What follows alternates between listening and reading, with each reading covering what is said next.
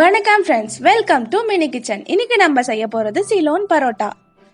சிலோன் பரோட்டா எப்படி செய்யறதுன்னு நம்ம பார்க்கலாம். நம்ம வீடியோக்குள்ளே போகிறதுக்கு முன்னாடி நம்ம சேனலை சப்ஸ்கிரைப் செய்யாதவங்க சப்ஸ்கிரைப் செஞ்சுடுங்க. பக்கத்தில் உள்ள பெல் பட்டனையும் ப்ரெஸ் பண்ணிடுங்க. அப்போ தான் நான் போடுற வீடியோஸ்லாம் உங்களுக்கு நோட்டிஃபிகேஷனில் வரும்.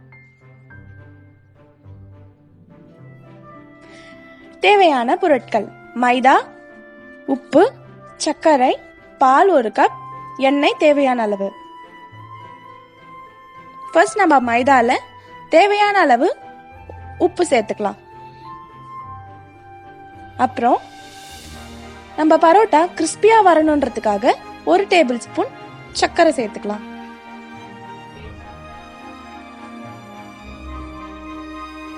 இப்போ நம்மளுக்கு நல்லா கொஞ்சம் எண்ணெய் ஊற்றினா ரொம்ப சாஃப்டா வரும் பரோட்டா. அதுக்காக நம்ம ஒரு 10 டேபிள் ஸ்பூன் இல்லை ஒரு 3 டேபிள் ஸ்பூன் எண்ணெய் சேர்த்தா போதும்.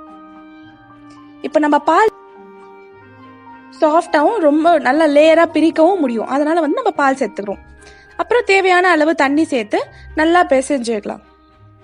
பிசைஞ்சு ஒரு 2 ஹவர்ஸ் நம்ம இதை ஊற வைக்கணும். ஒரு ஈர துணி போட்டு மூடி ஊற வச்சிருங்க. இது இப்போ நல்லா ஊறி வந்துருச்சு, நல்லா சாஃப்டா இருக்கு பாருங்க. இப்போ நம்ம சின்ன சின்ன பாலா நம்ம ரெடி பண்ணிக்கலாம். பால் கூட நம்ம இப்படி செய்யும் போது பிரேக் இல்லாம வரும். அப்ப நம்ம பரோட்டா போடும் போது நல்லா பெருசா அழகா விரியும், எந்த ஒரு ஹோல்ஸும் இல்லாம.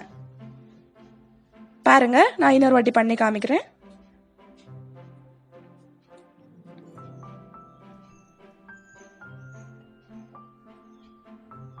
இந்த மாதிரி எல்லாத்தையும் நீங்க பால்ஸா போட்டு வச்சுக்கணும் ஃபர்ஸ்ட்.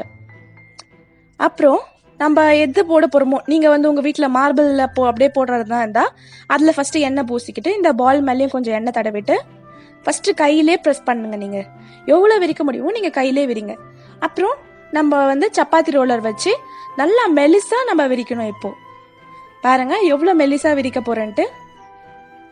எந்த ஷேப்ல வேணா விரிக்கலாம், அது ப்ராப்ளமே இல்லை. நீங்க அப்புறம் நம்ம மடிக்க தானே போறோம். ஸோ நம்ம எந்த ஷேப்ல வேணா விரிச்சுக்கலாம். மெலிசா விரிக்கணும், அதான் முக்கியம். இதுல எவ்வளவு முடியுமோ அவ்வளோ மெலிசா. பாருங்க, நான் விரிச்சாச்சு.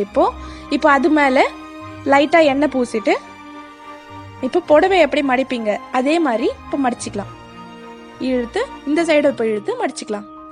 4 சைடும் அதே மாதிரி மடிச்சுக்கணும். இப்போ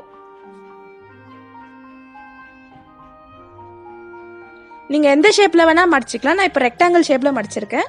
உங்களுக்கு எந்த ஷேப் வேணுமோ நீங்க எந்த ஷேப்ல வேணா மடிச்சுக்கலாம்.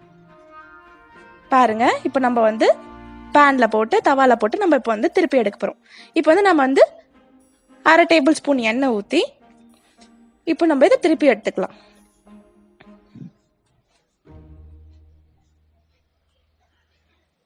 நம்ம பால் ஊத்துறதுனால பாருங்க இப்போ ஃப்ளஃபியா வரும் நல்லா.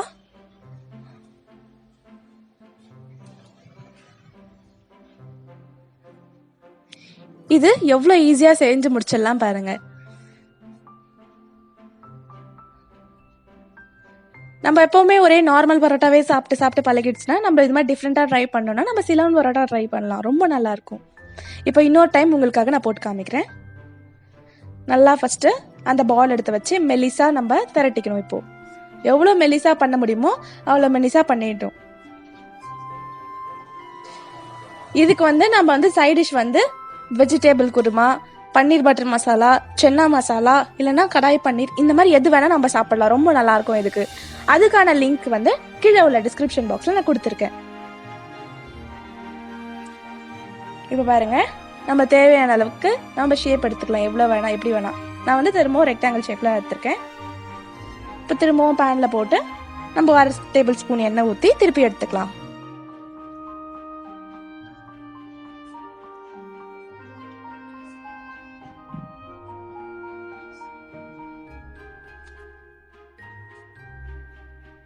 பாருங்க, திரும்ப எவ்வளவு அழகா ஃப்ளஃபியா வந்திருக்கு.